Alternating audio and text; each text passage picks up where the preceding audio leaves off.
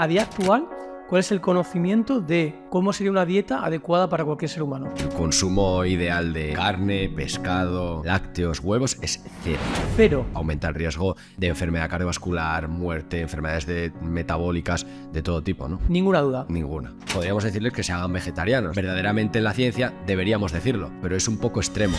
¿Cómo que es un poco extremo? De hecho, ¿para qué está la ciencia? Ni el azúcar por separado, ni la sal por separado, ni la grasa por separado. Son las La combinación, mezclas. porque es súper extraño. Son las combinaciones lo que provocan sobrecomer, overeating. La ciencia será el mejor método. Ese método que todos tengamos la convención de que es el mejor, eso es lo que llamamos ciencia. Quizá lo que está ahora no es lo mejor, pero es lo mejor que tenemos ahora mismo. Que no me digan eres un radical científico, que me hagan un razonamiento, me digan en qué me estoy equivocando y qué puedo aprender de ellos. Contra la conspiranoia, que a mí me hagan producir conocimiento útil y válido. Claro. Hola, bienvenidos y bienvenidas a Píldoras del Conocimiento. Yo soy como siempre Fernando, este es el episodio 112 y estamos estrenando un nuevo set de grabación y tenemos a un compañero, amigo, es Gonzalo. Hola, ¿qué tal, Gonzalo? ¿Cómo estás? Muy bien, pues encantadísimo de estar aquí. Siento muchísimo tener esta voz y esta cara, pero bueno, me ha tocado esta semana con gripe y ayer tuve un congreso y destrocé la voz, luego un evento. O sea que vengo en las peores condiciones posibles, pero bueno, con el máximo respeto por estar aquí en un canal donde ha venido gente tan culta contigo aquí, que esto es otro nivel ya, por supuesto. Así que nada, muy agradecido. Mira, yo estoy súper contento de tenerte aquí en el episodio porque eres una persona que admiro desde tu rigor y conocimiento a la hora de argumentar. Te descubrí en un podcast que tenías un debate sobre, creo que era veganismo contra dieta carnívora o dieta paleo. Vale, ya sé cuál es. Y me encantó tu forma de argumentar. Y de hecho muchos de los oyentes me dijeron, oye, trae a Gonzalo, no sé qué, que creo que puede aportar. Y además te quiero decir una cosa, porque he visto, o sea, yo soy gran consumidor de podcast y hay pocos o ningún podcast que traten de aterrizar el conocimiento científico a la hora de construir pensamiento crítico. Entonces, creo que es un buen intentar, nosotros dos que somos desde la parte más científica, técnica, de tratar de aterrizar o de acercar este conocimiento a los humanos. ¿Qué opinas? Bueno, yo haré lo que pueda, ¿eh?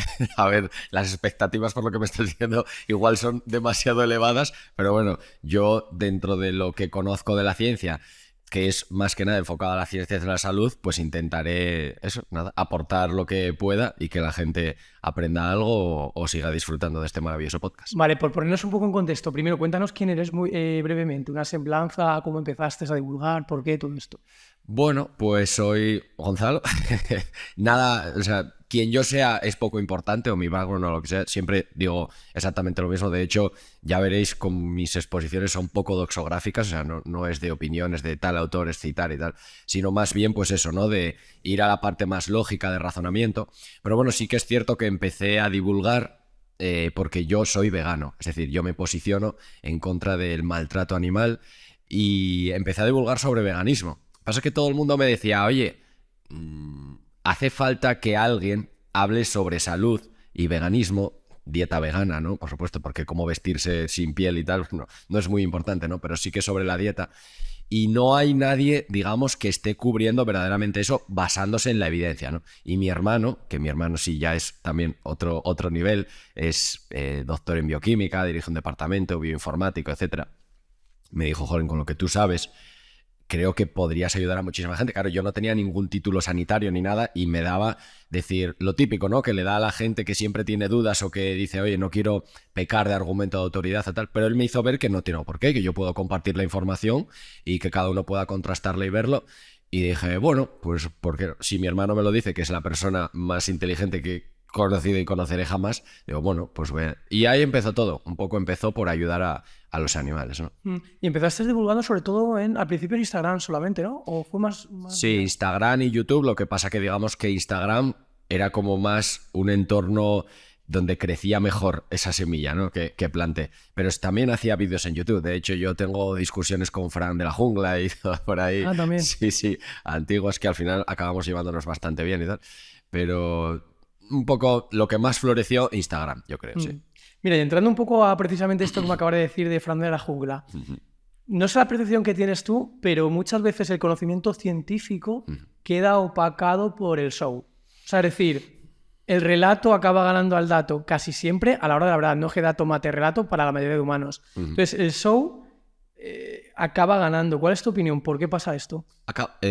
La retórica, ya desde los tiempos, ¿no? Hace más de 2000 años, que ya pues había filósofos que defendían, digamos, el conocimiento razonado, más positivista, más con razonamientos lógicos, incluso ya antes del silogismo de Aristóteles, de los retóricos, ¿no? O de los sofistas, como solía llamarlos.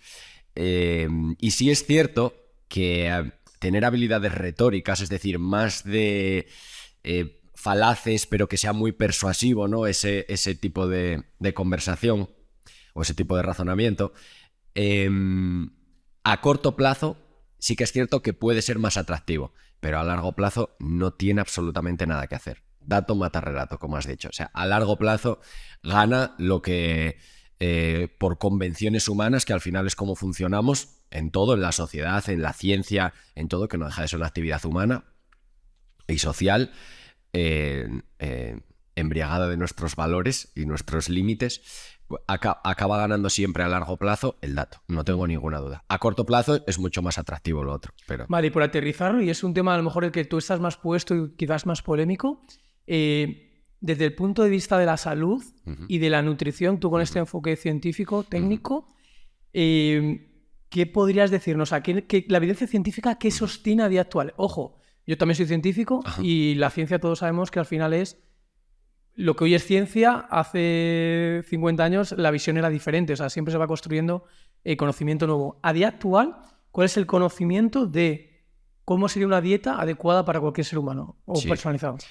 Por supuesto que cuando hablamos en un entorno o entre científicos o como quieras decirlo, en un entorno así ya donde no hay cosas que ya se dan por hechas, como por ejemplo la falibilidad de la ciencia, ¿no? Eso es. No tenemos conocimiento ilimitado ni nuestras herramientas son... De hecho, nosotros tenemos que operar con datos incompletos y variables, si no, pues no existiría la estadística, ¿no? Y al final la ciencia pues es estadística.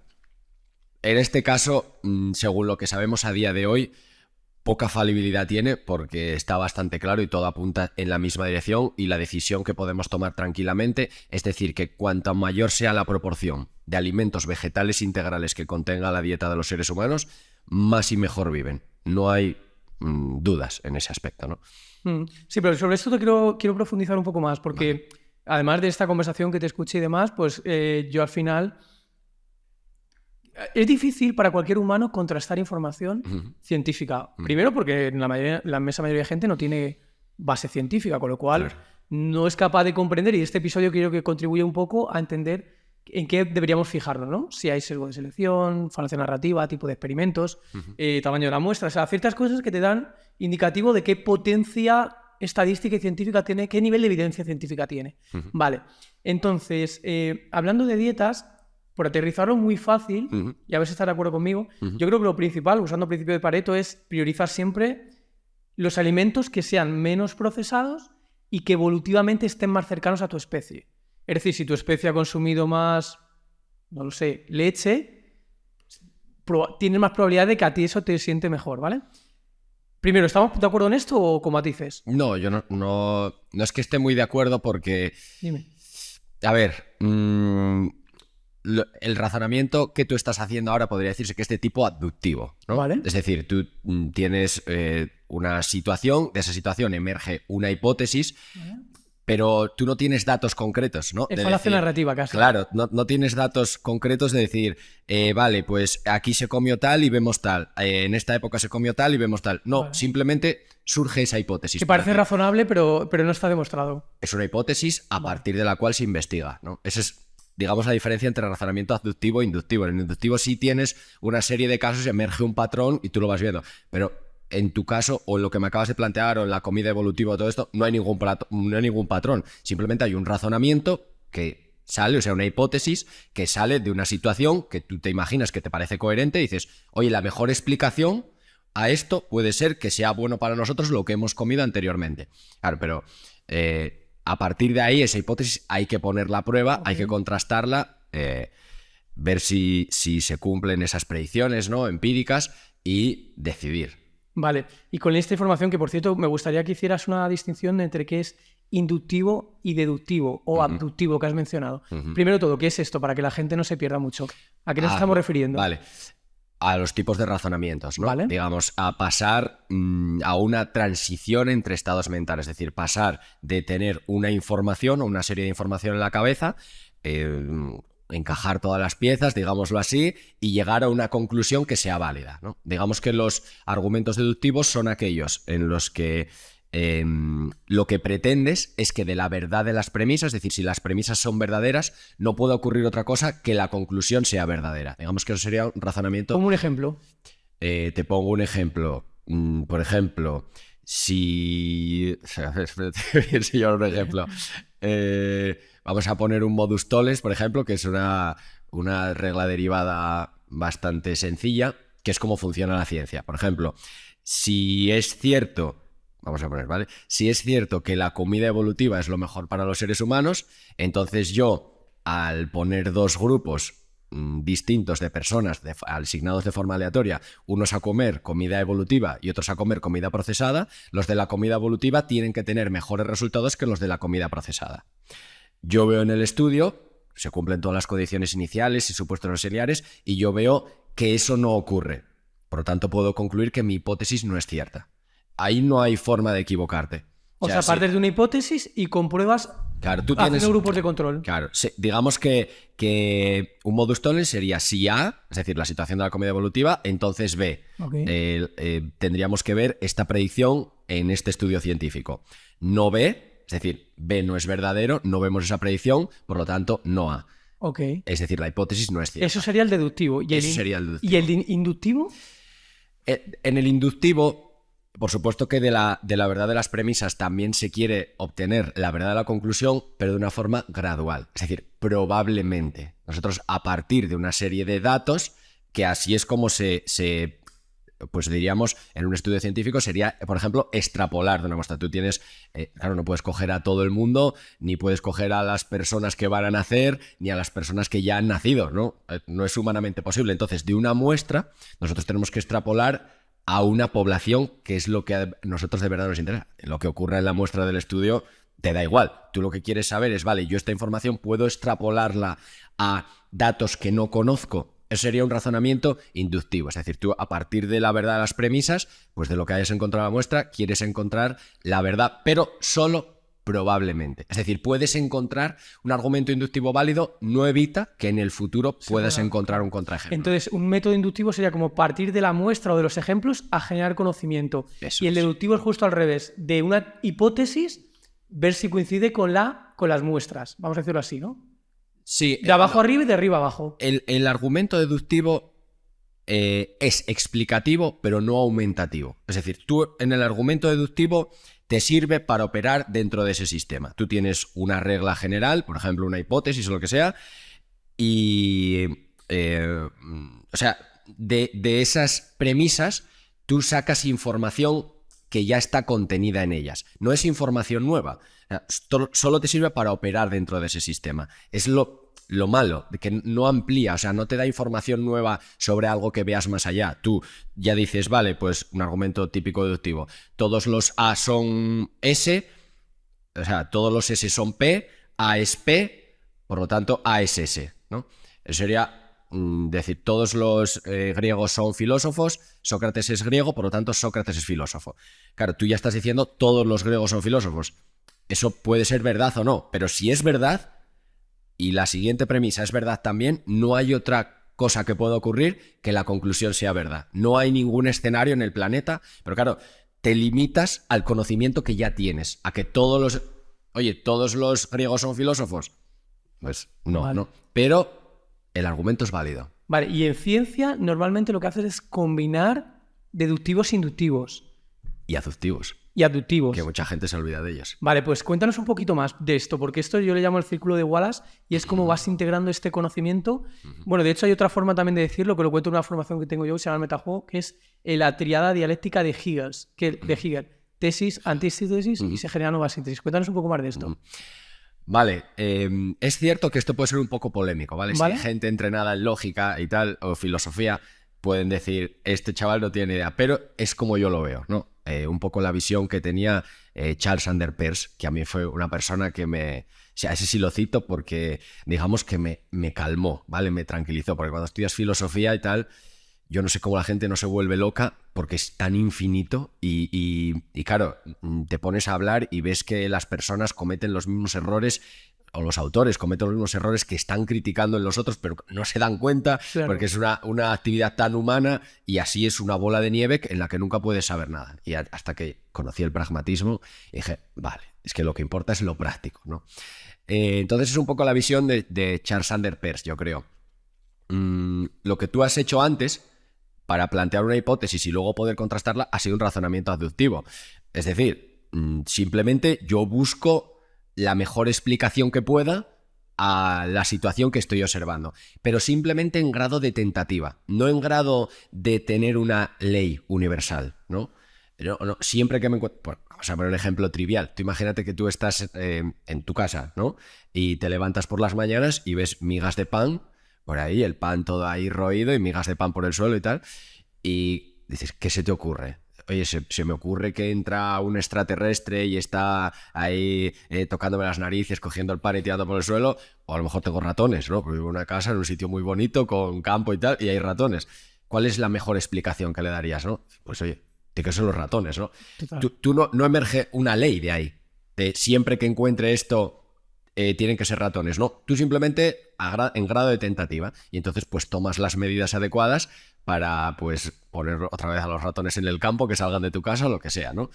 Pero es simplemente en grado de tentativa. Luego tú experimentas, pues pones, yo qué sé, comida para ratones fuera, cosas así, ¿no? O grabas, pones una cámara, es decir, intentas contrastar esa hipótesis, simplemente en grado de tentativa.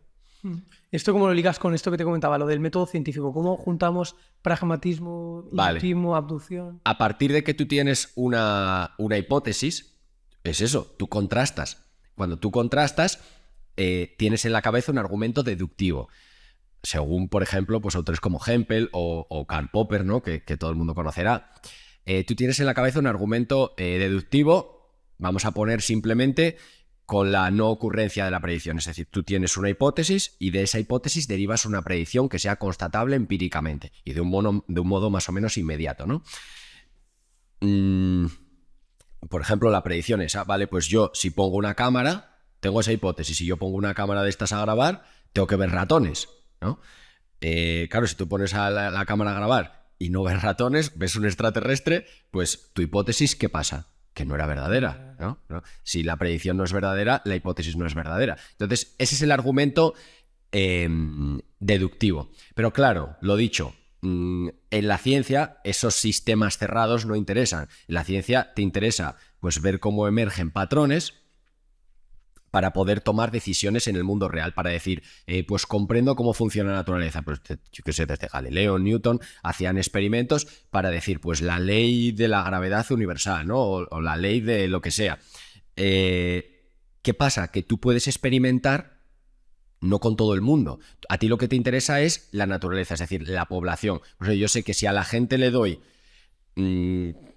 una dieta sin gluten cuando son celíacos, mejoran.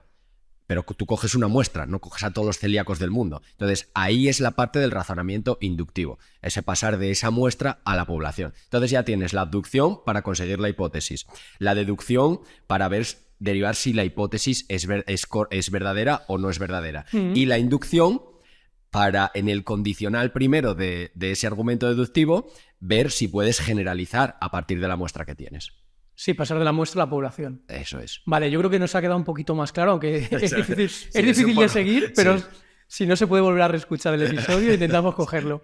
Vale, partiendo de este contexto ya, vamos a aterrizarlo a casos concretos. Me quiero hablar un poco de lo que estamos hablando, alimentación, vale. Incluso de caminar descalzo, tema de tarot, efecto Forer, o sea, vale. Son muchos temas, ¿vale? Entonces, teniendo esto en cuenta, a nivel nutritivo, hemos dicho, tú eres muy partidario de, a nivel científico, de dieta vegetariana o...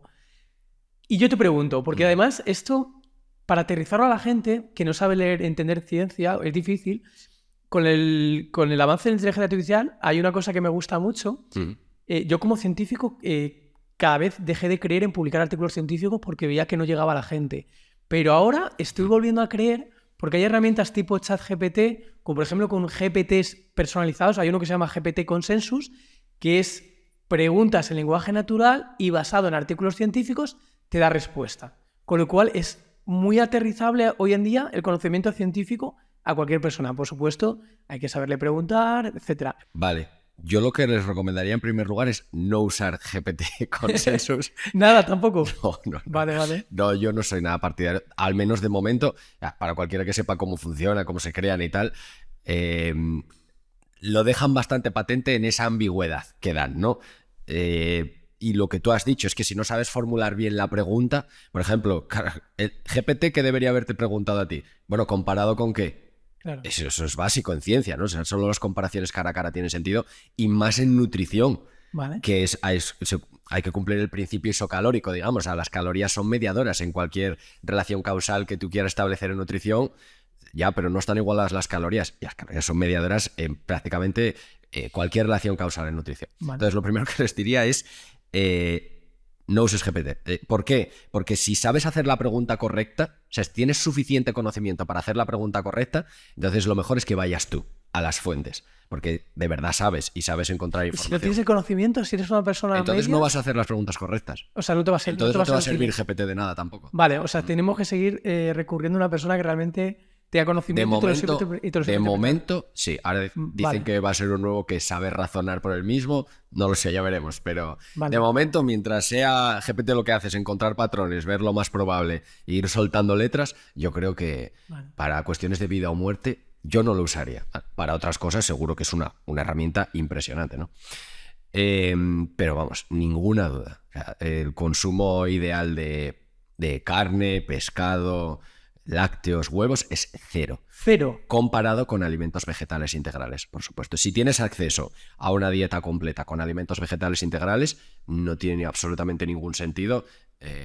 Esto es así con, o sea, dejando de lado opiniones, preferencias personales, Sí. a nivel científico, tú sostienes que no hay absolutamente ninguna duda. No, ninguna. Ninguna duda. Ninguna. 100% dieta basada en vegetal, Escucha. cereales integrales. Es que, a ver, si hay científicos escuchando esto y dicen ninguna duda, yo entiendo que todo el mundo sabe que quiero decir no hay ninguna duda para tomar la decisión de decir esto. Con la información que se tiene hoy en día. Eso es, con la información que hay hoy en día, para tomar la decisión de yo decir esto. Bueno, de hecho es que yo lo he puesto a prueba durante los últimos 5 años y he dicho a cualquier persona, científico, catedrático, donde quiera, que le intente, y cuando le ha intentado dar la vuelta, han acabado diciendo, ostras, pues es verdad, es que no hay por dónde cogerlo, ¿no? ¿Es verdad en qué sentido? Es verdad que la mejor decisión que se puede tomar es decir, vale, pues por defecto las personas deberían maximizar su consumo de alimentos vegetales integrales por encima de otros cualesquiera. Vale, y a nivel comparativa, si, yo qué sé, imagínate, yo tengo preferencia que me apetece comer carne de vez en cuando. ¿Es una exponencial lo que nos perjudica o no? Quiero decir, el consumo muy ocasional de carne o pescado, lo más natural posible, ¿hasta qué punto nos perjudica? Esa a nivel científico. Es una pregunta distinta, eso ya es una pregunta de estimación. Fíjate que incluso en los estudios científicos está la parte de toma de decisiones y la parte de estimación, ¿no? En cualquier análisis estadístico. Entonces, tú me estás haciendo una pregunta de estimación, es una pregunta muy difícil de cuantificar, muy difícil de hilar fino, ¿no? Ahora que se pone de moda la inferencia causal de Yudaper y tal, ahí se ven las limitaciones que tiene, por ejemplo, el estudio de nutrición, porque si no estableces con qué estás comparándolo, ya se te hace imposible, responder a la pregunta. De hecho, tú hablabas en alguna ocasión, te he escuchado hablar de análisis multivariable, el problema de los análisis multivariables en nutrición. ¿A qué te refieres con esto? El problema de los análisis multivariables en nutrición... Entiendo que hay muchas variables en juego. Que tiene que haber una sustitución isocalórica, por supuesto. Tú puedes tener un estudio observacional, vamos a poner un ejemplo, sobre los huevos, ¿no? Sobre si el consumo de huevos pues causa enfermedad cardiovascular, que ya sabemos que en términos pragmáticos es si aumenta el riesgo de enfermedad cardiovascular, ¿no? Y pues lo que se suele hacer es comparar o bien por categorías, ¿no? Separadas por percentiles, o bien pues patrones lineales o lo que sea, entre comer 0 huevos o comer más huevos. Ahí están pues por supuesto factores de confusión. Ahí es donde entra el análisis multivariable, ¿no? Para conseguir ahí el hiperplano y decir, bueno, pues si todo lo demás fuese igual, ¿qué pasaría al comer huevos? Sí, pero es que en nutrición nos siguen faltando la pregunta de qué come la gente que no come huevos, o por qué la gente que no come huevos, no come huevos? Son preguntas importantísimas de contestar, porque es donde si nos falta conocimiento, podemos tener factores de confusión que estén interaccionando y nosotros pensar que hemos encontrado un patrón y que no sea así. Por ejemplo, imagínate como ocurre en el Pure Study, que se hizo muy famoso. Los que consumían 0 huevos tenían exactamente los mismos niveles de colesterol que los que consumían 14 huevos a la semana. Si, por ejemplo, los niveles de colesterol sanguíneo son un mediador en la relación causal entre la ingesta de huevos y la enfermedad cardiovascular, si todos tienen el mismo nivel de colesterol, porque los que no comen huevos comen lácteos o carne o pescado o lo que sea, pues claro, es imposible que tú puedas encontrar ahí una relación causal, ¿no? Te va a salir 0. Entonces es cuando la gente dice, los huevos son neutros. Ahora, cuando se hacen análisis de sustitución isocalórica, y dices, mira, aparte de intentar pues ese ajuste multivariable, que interpretarlo a veces también es muy difícil, ¿no? Aparte de ese ajuste multivariable, yo voy a ver qué ocurre dentro de ese ajuste al sustituir la energía provista por las proteínas del huevo por fuentes de proteína vegetal. Y claro, cuando ocurre eso, amigo, ahí es donde dices, es que no hay por dónde coger el huevo. Si coges el huevo comparado con legumbres, comparado con alimentos que tenga sentido comparar, homólogos, ¿no? Por ejemplo, fuentes de proteína, legumbres, cereales integrales, frutos secos, semillas, dices, es que, ¿cómo puedo decirle yo a la gente que coma huevos si puede comer estas cosas? Aumenta el riesgo de enfermedad cardiovascular, muerte, enfermedades metabólicas de todo tipo, ¿no? Entonces, claro, hay que tener mucho cuidado. No basta un análisis multivariable. Hay que coger análisis de sustitución e isocalóricos.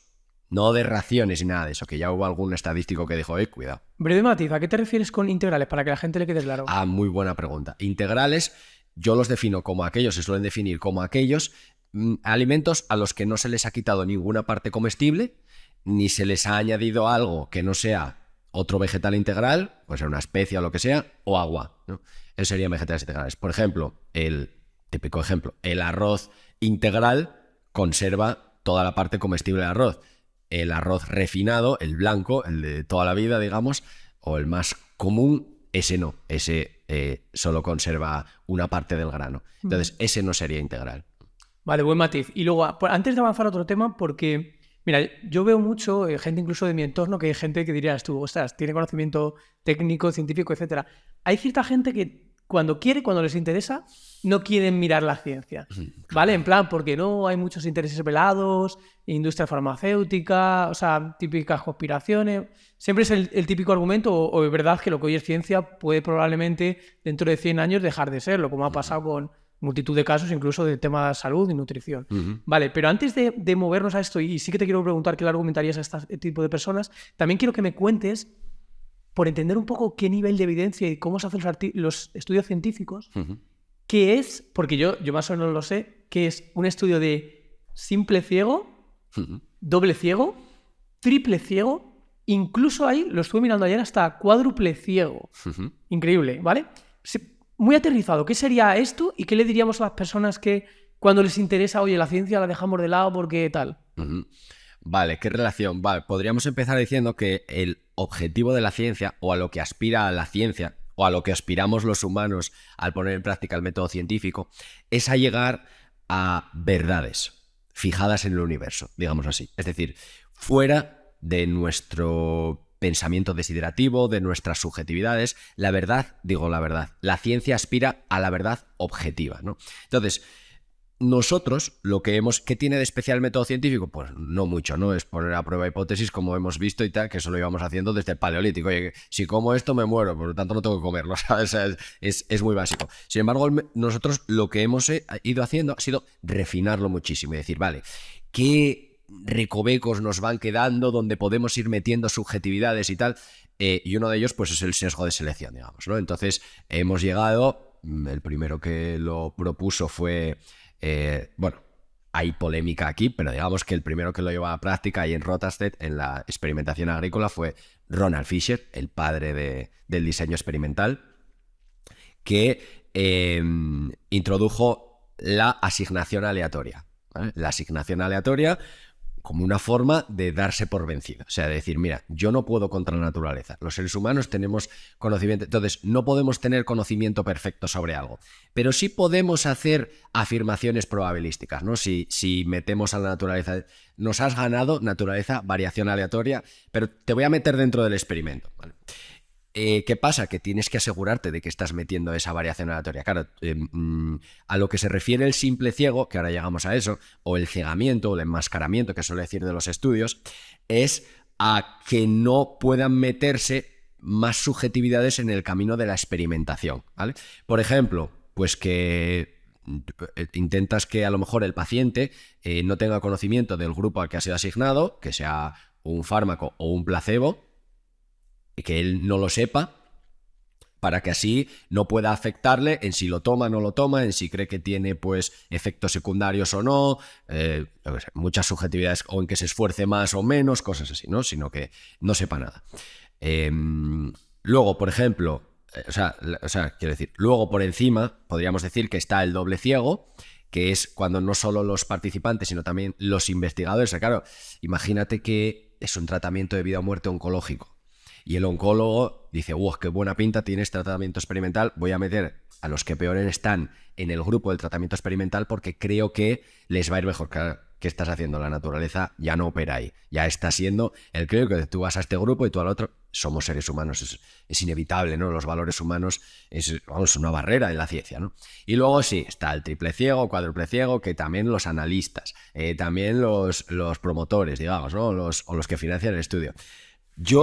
Vamos, a mis alumnos siempre les digo lo mismo. Olvidaos de esos nombres. Tú tienes que saber identificar los estudios quién está cegado. Triple ciego. Y a veces te encuentras que ni los investigadores ni los pacientes están cegados. Se cegó el endpoint, por ejemplo, no les dijeron... ¿Se cegó el qué, perdón? El endpoint, digamos. O sea, no se le dijo a los participantes cuál pensaban que era mejor o cuál era el resultado que iban buscando, si era un marcador, si era dolor, si era... No les decían, y se cegó el analista que no tenía nada que ver, se cegó el que tenía la asignación, que eso no tiene nada que ver con el cegamiento. Y dices tú, esto no me cuadra, ¿no? Esto es lo que yo pensaba. Entonces, por eso te digo que tú le preguntas a ChatGPT y ve triple ciego, triple ciego, y a lo mejor no tiene nada que ver en realidad con lo que tú quieres. Por lo tanto, tú lo que tienes que hacer es saber identificar en ese estudio quién está enmascarado.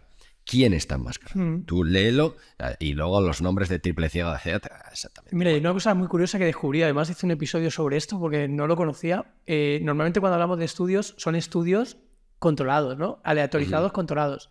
Pero hay otro tipo de experimentos que son los experimentos naturales, que es cuando sucede algo en la historia que te vale como base de experimento. Pues, por ejemplo, en la Segunda Guerra Mundial se sitió una ciudad, entonces no pudo entrar, imagínate, carne. ¿Vale? Es un experimento natural porque de forma natural en esta población no. Y como esto hay un montón de ejemplos. A mí, por ejemplo, en robótica me cuesta usar experimentos naturales en robótica porque no se dan las condiciones o se dan muy pocas veces. Pero es una buena forma de hacer experimento aleatorizado de la forma más natural posible sin que intervenga el ciego en el experimento controlado. Pero ahí el problema normalmente es la explosión de variables. ¿Ves? Claro. Es que, claro... En el método científico está la parte de experimentación, pero principalmente hay dos tipos de experimentaciones. La experimentación en la que tú intervienes en el experimento, es decir, esta población no va a comer carne y esta sí. Y la experimentación que es observacional. Claro, ya no puedes asignar aleatoriamente. Entonces ya observas, como tú bien has dicho, vale, no comen carne y qué más cosas no comen. Claro, por eso, la explosión de variables. Y luego, cómo lo suplen por otro lado. Claro, pero es un buen... Es como otra cosa más integral en el mindset. O sea, decir, esto se puede dar también. Yo experimentos naturales se los llamaría a lo que ha surgido, una corriente que ha surgido y que ahora ya es totalmente ininterpretable otra vez, que es lo que suele ocurrir. Hay una explosión sobre un método y todo el mundo pues se pone a publicar, ¿no? O sea, ha habido... Eso sí que ha sido exponencial, ¿no? Con la aleatorización mendeliana, que sí que es un experimento natural porque se basa en la asignación aleatoria de los genes durante la meiosis, ¿no? Por supuesto, con algunos problemillas que hay que investigar y que hay métodos para ello, ¿no? Pero eso sí sería un experimento natural, porque ahí sí podemos suponer, por supuesto lo podemos comprobar, que hay una asignación aleatoria. Entonces, al haber una asignación aleatoria, todas las fuentes de variación que vayan a afectar y que puedan engañarnos por culpa de esas variables se convertirán en error, no en sesgo. ¿Vale? La cuestión es que en el experimento natural que tú me has descrito antes, histórico, pero claro, ¿qué puedes hacer? O sea, pues puedes estudiarlo, ¿no? Está muy bien, pero no es un experimento aleatorizado al uso, ¿no? Fíjate, yo lo descubrí porque el premio Nobel de Economía, creo que fue 2022, lo ganó en base a un experimento natural para determinar, creo que era el salario mínimo o sea, cómo afectaba la variación de salario mínimo entre varias ciudades. Fue un experimento natural también que se dio con un cambio legislativo. Y ganó el premio Nobel de Economía gracias a esto. Entonces me parece curioso como para tenerlo en cuenta que, lógicamente, hay que ser quizás más ingenioso de leer ese experimento natural que tú diseñar el experimento. Para ir en ciertos contextos que la única forma de lograrlo es de esta forma. O sea, lograr un experimento controlado, aleatorizado a gran escala, y además que dure durante, imagínate, varias generaciones, es casi imposible. Entonces es como el mal menor. Oye, vamos a tirar de esto porque es lo mejor que tenemos para hacernos una aproximación. Por supuesto, pero no son comparables, por supuesto. No tienes el mismo nivel de evidencia, evidentemente. Por supuesto. Vale. Por supuesto. Mira, y luego, ya que hemos contextualizado un poquito al oyente, te quiero tirar un poco más del hilo de temas que a lo mejor también tú controles. Estamos hablando un poco de alimentación. Me gustaría saber un poquito más de temas de salud, que a lo mejor también tú controlas. Vamos a decir, ¿qué falacia narrativa tú consideres muy evidente? Es decir, algo que en el imaginario colectivo o en la cultura popular se considera veraz y no lo es tanto. ¿Podrías decirme algún ejemplo? Hombre, si no me hubieras hablado antes de lo que me hablaste, seguramente ahora no se me ocurriría nada, pero hombre, lo de la evolución, la nutrición evolutiva y todo lo que se ha hecho durante la evolución es una falacia de apelación a la naturaleza o una falacia de tipo naturalista. Confundir cómo deben ser las cosas de cómo son las cosas en la naturaleza, clarísima. Yo creo que es la que... Y se vende muchísima literatura sobre eso. La que más contamina. Puede ser verdad, puede coincidir alguna vez o no, pero bueno, tenemos claro toda la gente que opera dentro del paradigma científico, digamos, imperante, que hay que contrastar esas cosas, por supuesto, ¿no? O sea, tú no puedes ir al Instituto de Medicina y decirle, oye, en la evolución teníamos niveles antiguamente teníamos niveles de 100 de vitamina D. Ah, enhorabuena, vale. Ahora dime cómo hallo yo la distribución de la población y tal. Además, no sé si te has dado cuenta, con la narrativa evolutiva se puede justificar casi cualquier cosa. Casi cualquier cosa. Porque te puedes encontrar una forma de justificarla y otra forma de no justificarla tirando de lo mismo. Del cherry picking histórico que hagas, ¿eh? Por supuesto, claro. Muy buena observación. La evolución, ¿cuándo? ¿Hasta cuándo das para atrás? ¿Y por qué hasta ese momento? Hay muchísimas preguntas, pero ahí a considerar que es un argumento válido, pues por supuesto que no. Es que no... ¿Qué opinas? Es que no hay por dónde cogerlo. ¿Qué opinas tú por ejemplo, del tema de hacer barefoot, caminar descalzo? ¿Lo tienes estudiado o lo has mirado alguna vez? No lo has mirado, ¿no? No tengo ni idea. No. Ni idea. ¿Y del tema de la exposición solar? Hombre, la exposición solar causa cáncer. Vale, entonces, ¿cómo habría que hacerlo? No lo desconozco tampoco, ¿no? Lo desconoces, ¿no? No desconozco, pero que causa cáncer, o sea, eso todo el mundo lo puede consultar en el monográfico del IARC, que es la organización mundial, bueno, una de ellas, la principal, digamos, de la Organización Mundial de la Salud, que se dedica a investigar o a decirnos qué causa cáncer y qué no, para que los clínicos puedan tomar las mejores decisiones. Sí, lo hemos hablado ya en algún episodio. De hecho, es que mi padre falleció de melanoma. O sea, lo tengo bastante estudiado este tema y me gustaba por eso preguntar siempre. En cuanto a... No sé si es algo que controlas tú bastante, pero suele suceder mucho, sobre todo en el tema conspiranoico o diría en el tema tarot, etcétera. Influye mucho lo que se llama el efecto Forer. No sé si te suena, que es básicamente cuando tú lees una descripción genérica de algo, es como bastante fácil que te sientas identificado con ella. Porque es lo suficientemente genérico para que por propio sesgo de confirmación acaba escribiéndote la narrativa impedante. Sí. ¿Cómo lo ves tú esto desde el punto de vista científico? Hombre, eso desde el punto de vista lógico. Es la falacia de ambigüedad, por supuesto. El hablar de forma ambigua, ¿no? Esta semana puede que llueva, por ejemplo. Sí. Bueno, puede que llueva. Me estás metiendo todas las posibilidades que hay, ¿no? Es el problema de las múltiples hipótesis disyuntivas.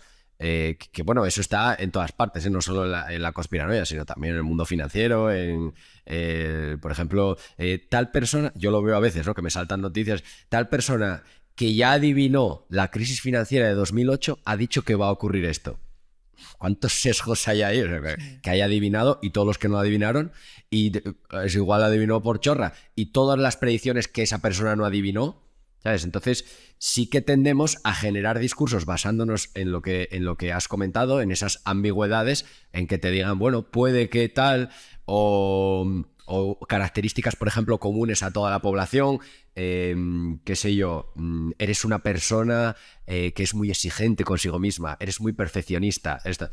Pues mira, has acertado. Has acertado, qué curioso. Sí, hay muchas personas que son especialistas en leer el lenguaje corporal, la cara, la postura, y son, bueno, tienen un tiro impresionante para ir diciéndote cosas que son muy genéricas, digamos, muy ambiguas, pero que tú vayas diciendo, pues sí, son técnicas de psicología. Y que hay alta probabilidad que coincidan contigo, sí, por tu postura corporal y todo. Y yo, fíjate, lo veo incluso, claro, tú lo verás en el tema de nutrición, seguro cantidad de falacias, muchísimo. Yo en el tema incluso de emprendimiento, de inversión, lo veo mucho. De hecho, me recuerdo que hice un episodio hace ya 3 o 4 años de falacias en el mundo de la inversión, pero falacias de todo tipo, ¿eh? Desde el estilo de, oye, si te pierdes los 10 mejores días del mercado, pierdes un 90% de rentabilidad, pero que no te hablan de que también te estás perdiendo los 10 días peores. O sea, este tipo de falacias y de cherry picking y de comparar gráficas, poniendo los dos ejes por los dos lados, te inventan la causalidad.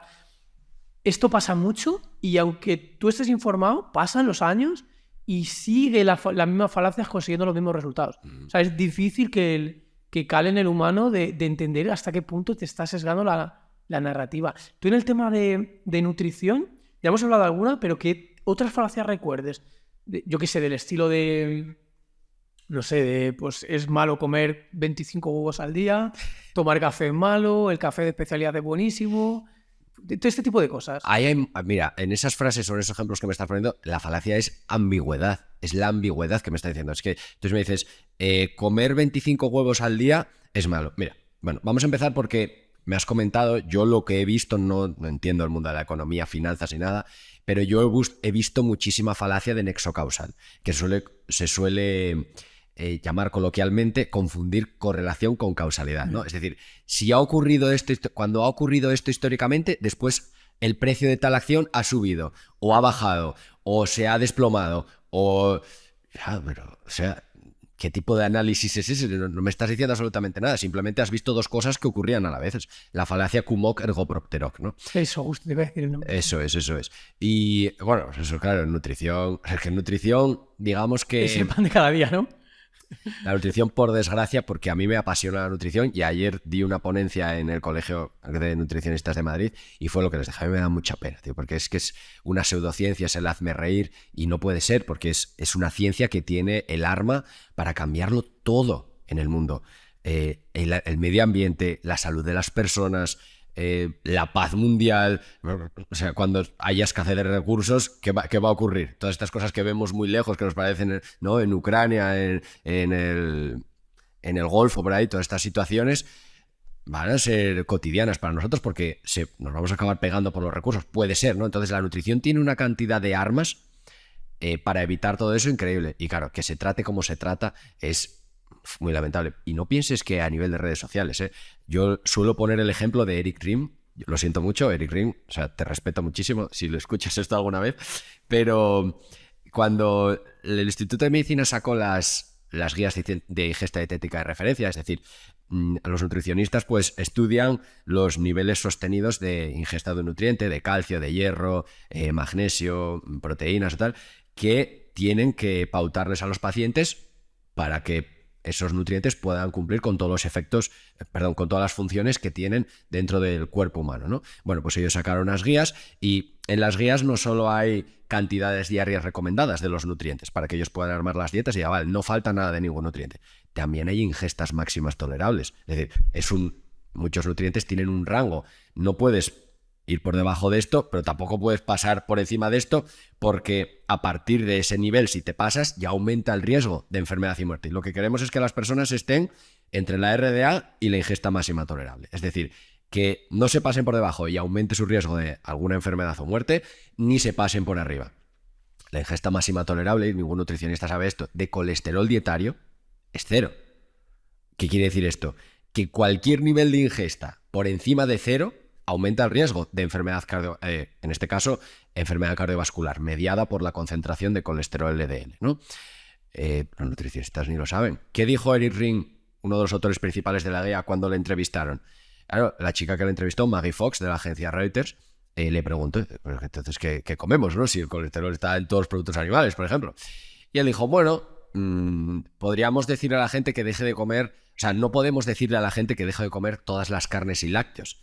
Bueno, podríamos decirles que se hagan vegetarianos. Si nos basásemos verdaderamente en la ciencia, deberíamos decirlo, pero es un poco extremo. ¿Pero cómo que es un poco extremo? O sea, los nutricionistas no tienen el derecho. ¿Para qué está la ciencia? La ciencia no está para decirle a un clínico tienes que hacer esto. No, la ciencia está para decirle a un clínico, mira, según los datos que tenemos, esta es la verdad sobre la naturaleza que manejamos ahora. Tú decides. Exacto. Pero es que los nutricionistas no lo saben. A los nutricionistas ya les llega con... Es un poco extremo, esa condescendencia, ¿no? Es un circo eso. ¿Cómo puede ser que no sepan las ingestas dietéticas y referencias en realidad los nutricionistas? Es increíble. Entonces, pensamos que es cosa de como se dice ahora, de magufos. No quiero ser despectivo con nadie porque yo respeto lo que pueda decir y los razonamientos de cada uno, ¿no? Pero pensamos que es cosas de las redes sociales, de gente rara, conspiranoica. No. Eso ya viene de estamentos que tener que la ciencia es una actividad humana y está muy influida por la tecnología, por la política, por los valores humanos, por la economía, los intereses industriales. ¿Pero tú crees que es un problema de ese tipo de sesgo o simplemente de indocumentación? O sea, de ser una persona que no tiene la suficiente información. Eso deberías preguntárselo a alguien que haga esas guías, porque yo no me lo explico, la verdad. O sea, que puedas decir que es un poco extremo. Yo creo que un poco extremo es que te rajen el pecho para tener que hacerte ahí un bypass o algo así, ¿no? O un cateterismo, que estés ahí en una sala a vida o muerte por haber tomado decisiones que podías haber tomado otras decisiones o por no tener la información adecuada. Oye, luego las decisiones que tome cada uno o las decisiones que tome un clínico, un nutricionista con un paciente, ya son cosa de ellos, de su arte y de su forma de trabajar y actuar. Pero coño, tienes que saber lo que te dice la verdad, ¿no? Tú imagínate que un médico puede decirle a un paciente que fume 4 cigarrillos. Hombre, pues si el paciente fuma 20 y consigue que fume 4, ostras, enhorabuena, ¿no? Ha mejorado. Ahora, ¿lo óptimo es fumar 4? No, lo óptimo es fumar 0. ¿Cómo sabemos que lo óptimo es fumar 0? Gracias a toda la evidencia que hay en nutrición. Gracias a toda la evidencia que hay sobre tabaquismo, ¿no? Que, ojo, el tabaquismo sufrió muchísimo más de lo que sufre la nutrición a día de hoy, ¿eh? A lo que se tuvieron que enfrentar Dole, Bradford Hill, toda aquella gente para decir, a ver, esto es una locura, es un sinsentido, igual que ahora con los huevos y productos animales y tal, a lo que se tuvieron que enfrentar fue increíble. A toda la industria... En su contra, claro. Toda la industria en su contra, la Asociación Médica Americana en su contra también. O sea, claro, con sobrecillos por detrás, ¿no? Pero también en su contra, diciendo que fumar en su justa medida era... Igual que ahora se dice, ¿no? Que comer huevos en su justa medida. A todo eso ya nos hemos enfrentado antes y es exactamente clavado. Las industrias usan los mismos sesgos, los mismos argumentos inválidos. Es impresionante, pero se repite la ciencia historia. Dice que comer huevos, cuanto menos... O sea, 0 es lo óptimo. Depende qué comes si no comes huevos. Vale, si puedes comer... es que esa es la clave. Depende qué comes si no comes huevos. Y depende del contexto. Hay estudios donde en una población, no sé si era en Ecuador o algo así, con niños en riesgo de desnutrición, les daban un huevo o no les daban nada y mejoraban sus medidas antropométricas. Está claro. Hombre, si la comparación es morirte, sí come huevos, ¿no? Si el contexto es ese. O huevos o, yo qué sé, salami. Pues quizás sean mejor los huevos, ¿no? Pero si tienes disponible vegetales integrales, es una locura, claro. Vale, buen punto. Mira, te quiero hacer otra pregunta que yo creo que es una cosa que tendrá también la audiencia se preguntará. No sé hasta qué punto es falacia narrativa, por eso te lo quiero preguntar. Yo tengo el conocimiento, no sé si llamarle conocimiento porque te digo que puede ser erróneo, de que un humano, imagínate tus hijos, en libre albedrío, solamente tienen para escoger alimentos vegetales, integrales, naturales. Es decir, tú no les haces la dieta, les dejas a ellos comer lo que su cuerpo les pide. El cuerpo es lo suficientemente listo como para saber priorizar en cada momento qué alimento tiene que tomar. Es un tema que yo lo leí con un tema de adipostato. Es decir, hay un estudio que ya te digo que no sé hasta qué punto es fidedigno o real, que las sociedades en las que tienen alimentos sin procesar, naturales, a su disposición, se acaban regulando por sí mismos. Sería el equivalente a, oye, estoy ligeramente constipado y tiendo a priorizar un suplemento, comer naranjas versus comer manzanas. ¿Esto tiene sentido o es pura falacia narrativa? La pregunta es increíblemente interesante, nunca había escuchado hablar de ello, pero yo te voy a devolver otra pregunta que se me ha ido ocurriendo, ¿vale? Tú imagínate que tienes, bueno, lo siento mucho por el ejemplo que te voy a poner por tu situación, pero tú imagínate que tienes cáncer, ¿vale? Y a ti te ponen quimioterapia y agua. Tú tomas quimioterapia y te encuentras mal, tu cuerpo la rechaza, no la quiere. Tomas agua y te encuentras bien. Claro, ¿Tomaste la decisión correcta con lo que te decía tu cuerpo? A largo plazo no, seguramente. No. Entonces, no lo veo un argumento válido tampoco. O sea, al final lo que tenemos que... Para eso está la ciencia, ¿sabes? Para eso está la ciencia. De hecho, los seres humanos no es que seamos muy buenos con esas cosas, con las intuiciones, ni el cálculo probabilístico. Nosotros, digamos que evolutivamente estamos más diseñados para evitar falsos negativos, ¿no? Un arbusto, pum, a mí me salta ahí el cerebro, las meninges o tal, echo a correr. No me paro a calcular las probabilidades de que sea un león o de que sea el viento, tal. Y es falacia narrativa también lo que siempre se ha dicho de que cuando combinas en un alimento procesado azúcar y sal es como hiperpalatable y evolutivamente era algo muy extraño de que te encontraras, entonces era como una aportación calórica tan grande y tanto un estímulo tan súper normal que te resulta muy atractivo y por eso caes en consumos de, pues yo qué sé, de helados que combinan esta grasa con azúcar, también con sal, llegado el caso. ¿Esto también es falacia narrativa, evolutiva o no? Yo es que a mí todo lo que sea evolutivo me sirve para crear hipótesis y luego ponerlo a prueba en estudios. Y se ha estudiado. Y sí es cierto que son las mezclas. Ni el azúcar por separado, ni la sal por separado, ni la grasa por separado, son las mezclas. La combinación, porque es súper extraño. Son las combinaciones lo que provocan el sobrecomer, overeating. Es que no sé, en los estudios se habla de overeating, ¿no? Pero ingestas por encima de las necesidades. Lo que las causa en los estudios científicos son esas mezclas. Mezclarlo todo. Luego la explicación evolutiva puede ser cierta o no, pero no lo sabemos. Ni nos me interesa, importa, no nos interesa. Da igual, yo quiero ver los resultados, ¿sabes? Vale, y esa combinación sí que da significancia estadística de que aumenta la ingesta calórica. Hay una investigadora, que es la principal investigadora de ese ámbito, y no recuerdo su nombre, pero vamos, ha investigado sobre este concepto de la adicción a la comida, de comer demasiado por culpa de la hiperpalatabilidad y eso, y sí que es cierto. O sea, tú piensas, a ti te puede gustar mucho un donut, ¿no?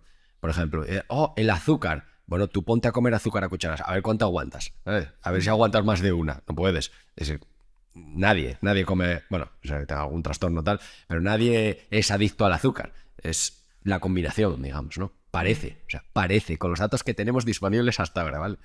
Fíjate, cuanto más estudio, más me doy cuenta de que hay falacia narrativa por todos lados. O formas de hacer reduccionismo que los humanos podamos entender. Al final la vida es un sistema complejo y tratar de hacer abstracciones, unas ficciones colectivas para hacer más accesible el conocimiento.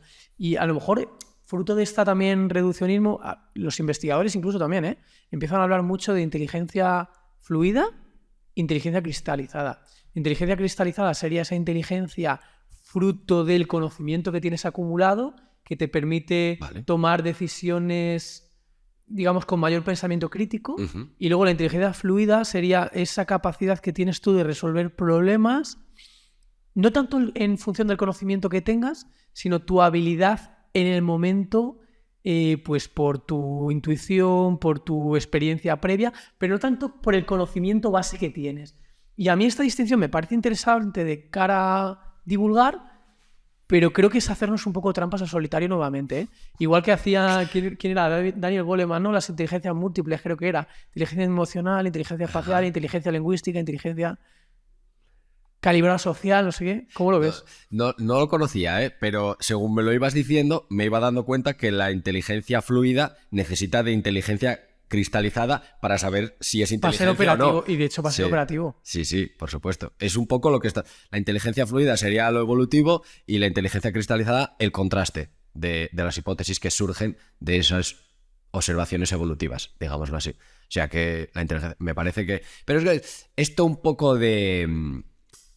Todas estas cosas de los nombres que les ponen, inteligencia, no sé qué, tal... Ya suele ser conocimiento muy antiguo a lo que le han ido cambiando el nombre, ¿sabes? Muchas veces. Entonces, yo creo que yo puedo llevarlo al conocimiento de siempre del diseño de estudios científicos y decir, oye, a mí la cristalizada La fluida me parece que necesita la cristalizada, pero urgentemente, ¿sabes?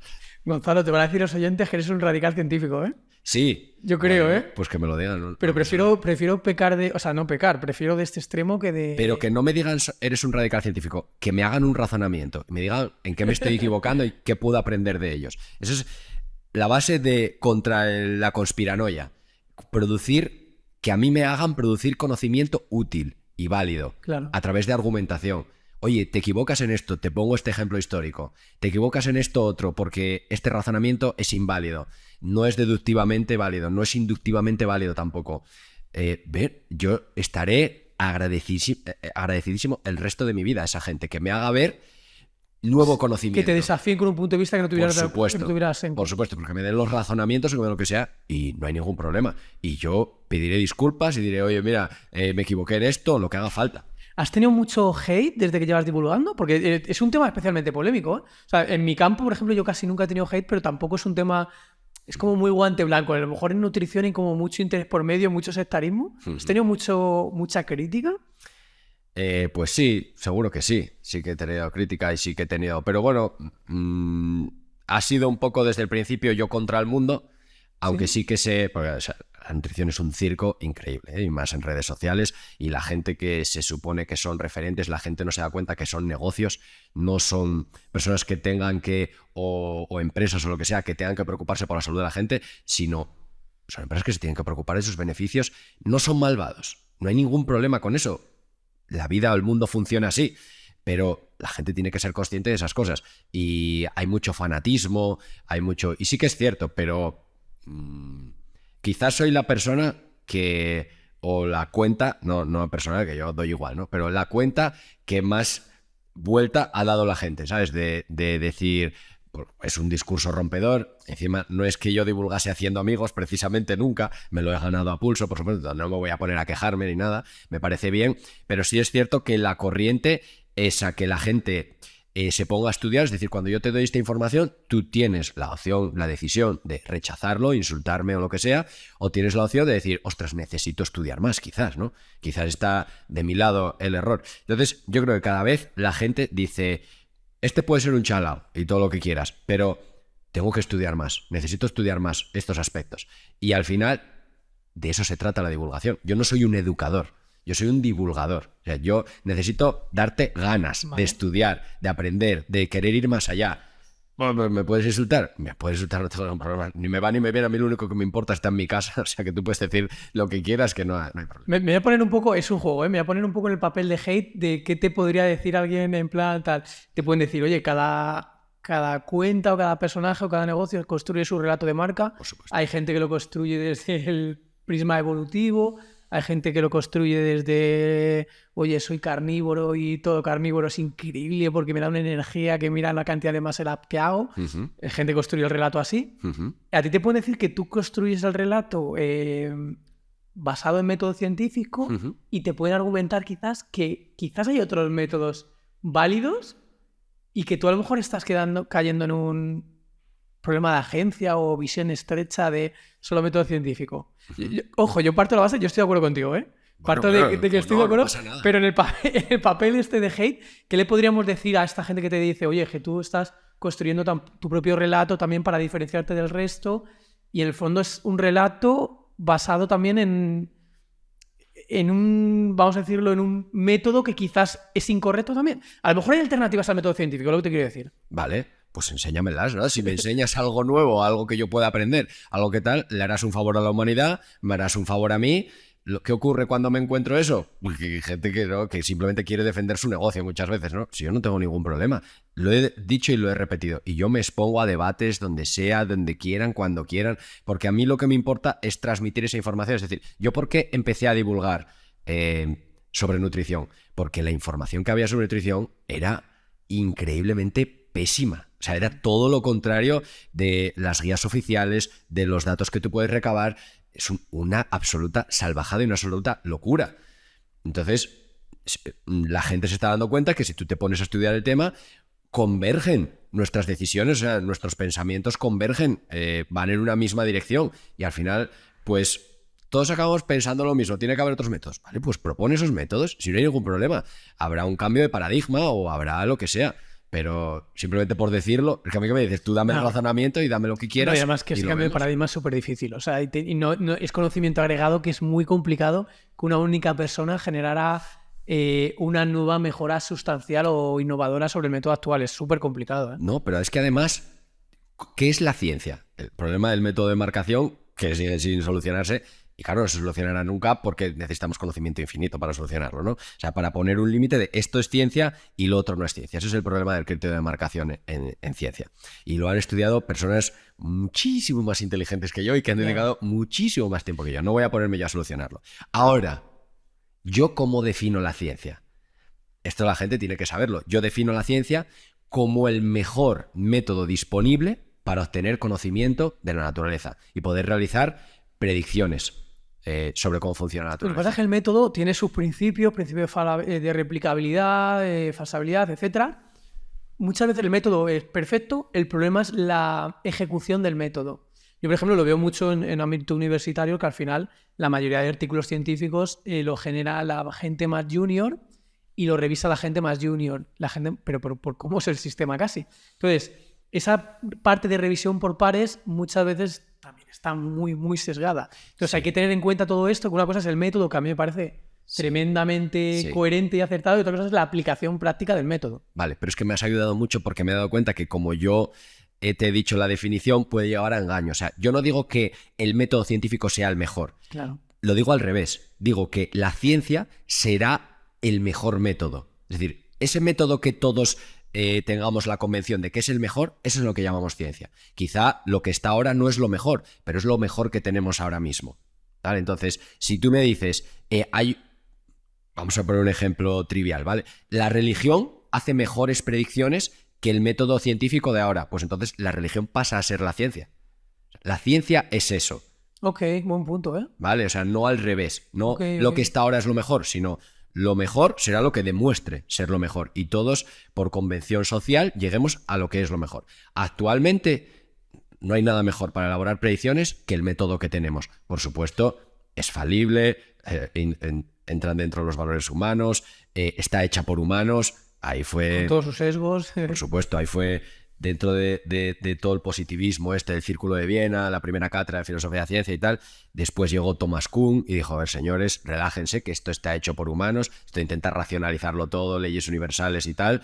Creo que está un poco, se nos ha ido la pinza. Luego llega Paul Feyerabend, y dice, la ciencia no se diferencia en nada del tarot o de otro que no se considera ciencia.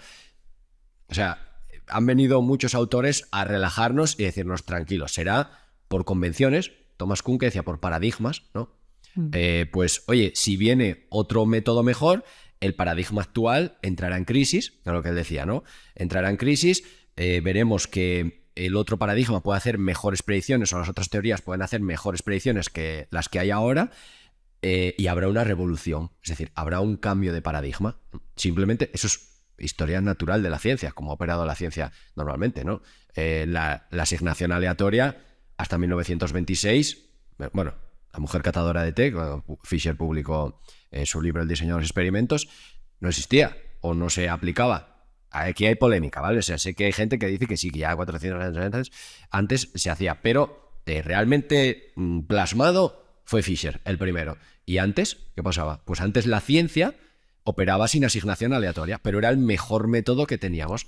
Luego cambió, entonces ciencia ya no lo llamamos a lo anterior, se lo llamamos a lo nuevo. No, y además yo te lo digo también desde el punto de vista de experimentador o científico, es que tú evolucionas también. O sea, es decir, claro, la calidad de los experimentos que haces en los primeros años no se parecen nada a los últimos, claro, porque te falta muchísima información de cómo, lo que tengo que ahora decir, de cómo diseñar experimentos, cómo se hacen bien. Hablábamos antes de empezar a grabar de lo que era el ruido de nivel, cuando usas escalas de Likert, cómo anclas cuál es el valor máximo, cuál es el mínimo para evitar el ruido de nivel. Es decir, como científico, también tardas años en entender cómo hacerlo lo mejor posible. O lo veo mucho, tú trabajas con tema de ciencia de datos, creo que... Trabajaba. O trabajabas. Vale, pues por ejemplo, cuando trabajas con ciencia de datos, pues hay varios indicadores y cada uno te da una perspectiva. O sea, es visión complementaria. No es lo mismo usar Precision Recall, que F-Score, que Kappa Score. Cada uno te da un ángulo y cada uno tiene cierto sesgo. Entonces, entender cómo te están o cómo estás reportando los datos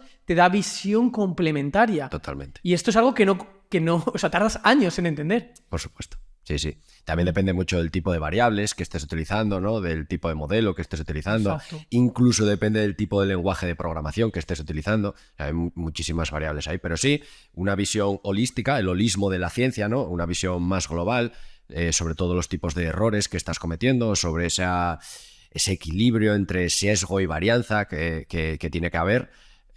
Toda la información que puedas tener para tomar decisiones, que al final todo es muy bonito, la ciencia no lo sabe todo, la ciencia se equivoca, pero tenemos que tomar decisiones, ¿no? Sí, mira, es que incluso hasta desde el punto de vista de... Esto es algo que usa muy poca gente, hasta en el punto de vista de inversión, yo me di cuenta que la mejor forma, o una de las mejores formas de invertir, es tener muy en cuenta las probabilidades de clase. Es decir, incluso la estadística. Si, imagínate, te lo aterrizo, ¿eh? Uh-huh. Si compro una compañía que está a un múltiplo de 90 veces ventas, es un tipo de múltiplo, Vale. en el 95% de los casos pierdo dinero a 10 años vista. Ajá. Pues es una forma de... No que te guíes solamente por eso, pero te ayuda.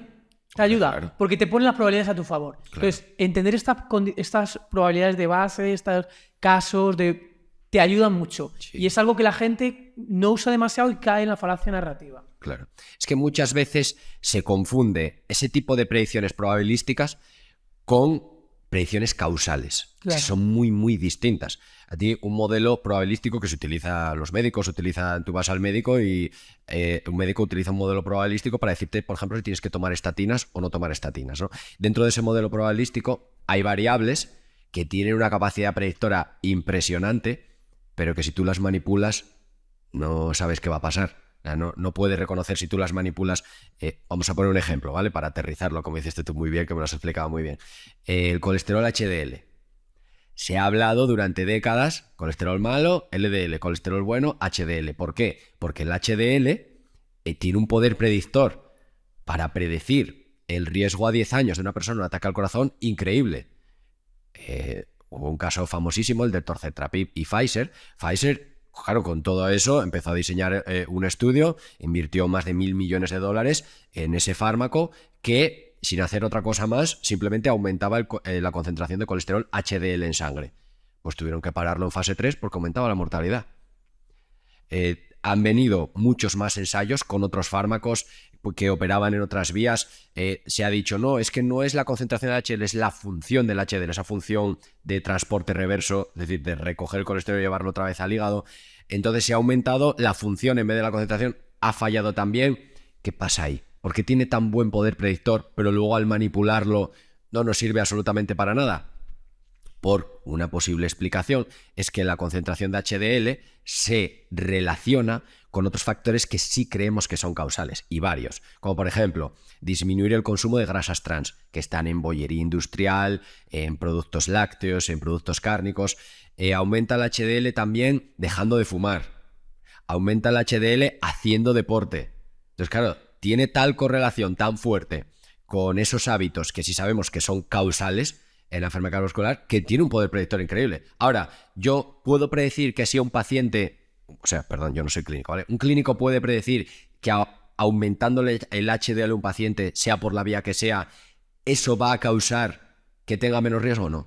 Qué buen punto, ¿eh? Claro. Qué buen punto. Y esto en la ciencia de datos, ya sé, a mí, que ahora ya no me dedico a eso, es una profesión más pedagógica, pero a mí me valoraban mucho por hacerles ver lo que se puede hacer con los algoritmos y lo que no.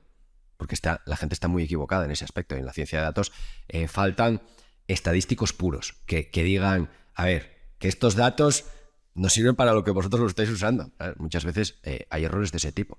Y vienen de ahí. Vienen de confundir capacidad predictiva con relaciones causales.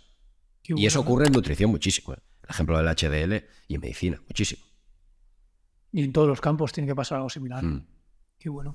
Mira, Gonzalo, por acabar, si tuvieras que recomendarnos algo, dice, estos píldoras del conocimiento, la gente entiendo que le gusta aprender cosas nuevas. Ajá.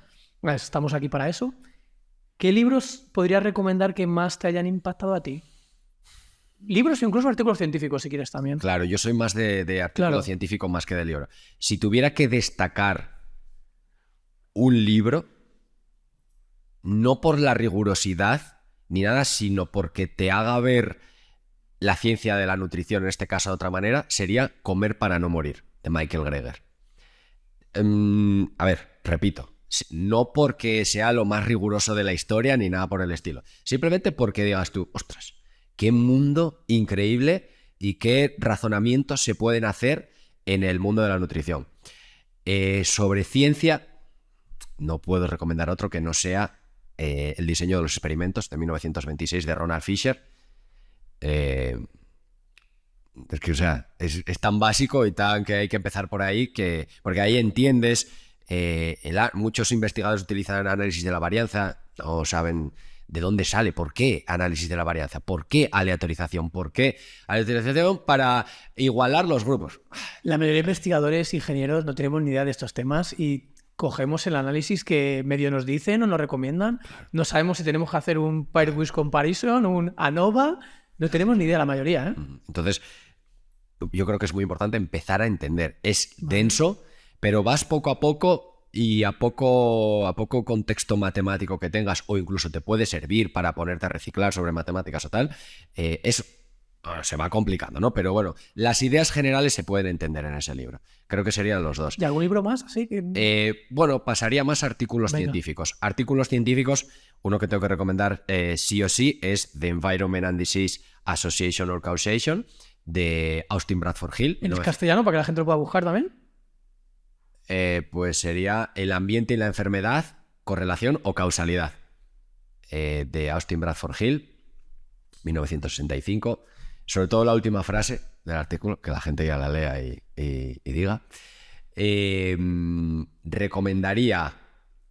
Recomendaría para estos temas también de correlación y causalidad, recomendaría... Ay, Dios, que se me olvidó el título, espera. Correlation Without a Cause, An Epidemiological Odyssey. Es correlación sin una causa, una odisea epidemiológica, de George David Smith. ¿Y qué hablan ahí? Por hacer una generalidad. El problema, por ejemplo, del HDL, de confundir correlación con causalidad, además de un modo muy... Ese sí que es muy educativo, muy para que lo entienda todo el mundo. George David Smith es un epidemiólogo, bueno, digamos, líder a nivel mundial, ¿no? Uno de los padres de la aleatorización mendeliana, si no el padre, se puede considerar la aleatorización mendeliana, y es muy divulgativo. Bueno, no sé si la palabra sería divulgativo, pero es muy pedagógico. Dentro de que es un paper. Lo explica muy bien, muy bien, muy bien. Esos serían los dos. Ya seguro que me estoy olvidando algún otro. Bueno, si puedes cortar esto mientras pienso. No, de Philip Cole, La máquina de generar hipótesis, The Hypothesis Generating Machine, de Philip Cole. Es buenísimo. Es un artículo satírico, medio satírico, pero es muy bueno. Luego no es ciencia este último, ¿no? Sí, hombre, como que no es ciencia. O sea, es un artículo publicado en una revista científica. Sí, filosófica. De Philip Cole es buenísimo, porque está el rollo de... No, es que la evidencia observacional solo sirve para generar hipótesis. El tema de que hablamos de los razonamientos auditivos. Entonces lo trata de un modo muy bueno. Luego está un histórico artículo, también que es necesario que todo el mundo que le interese el tema de la ciencia, epidemiología y tal, lo lea, y que me van a matar mis alumnos y tal, porque no hago más que decírselo, y ahora mismo se me ha olvidado el nombre.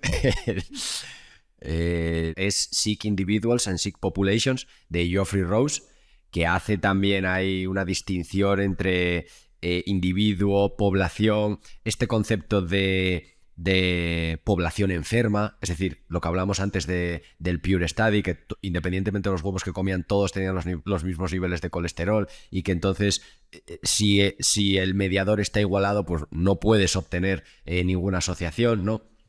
O no se va a ver un aumento de riesgo, sino simplemente marcadores de susceptibilidad. Es Sick Individuals, Sick Populations de Geoffrey Rose, que de hecho la Organización Mundial de la Salud lo tiene entre los 4 o 5 clásicos más importantes de la historia. Qué bueno. Gonzalo, por acabar, ¿dónde te puede encontrar la audiencia? La audiencia me puede encontrar, pues sobre todo en Instagram, Datos de Ciencia. ¿Todo junto? ¿Datos de Ciencia? Datos de Ciencia, sí. Pero bueno, que encuentren los artículos que hemos visto. Luego ya, si quieren que me busquen a mí. Pero yo no soy importante y mi cuenta no es tan importante, desde luego. Bueno, pues nada, lo dejamos aquí. Un abrazo enorme y nos escuchamos en el próximo episodio. Muchas gracias, Gonzalo. No, muchísimas gracias a ti, muchas gracias a los que han llegado hasta el final después de esta chapa. Hasta luego, chao.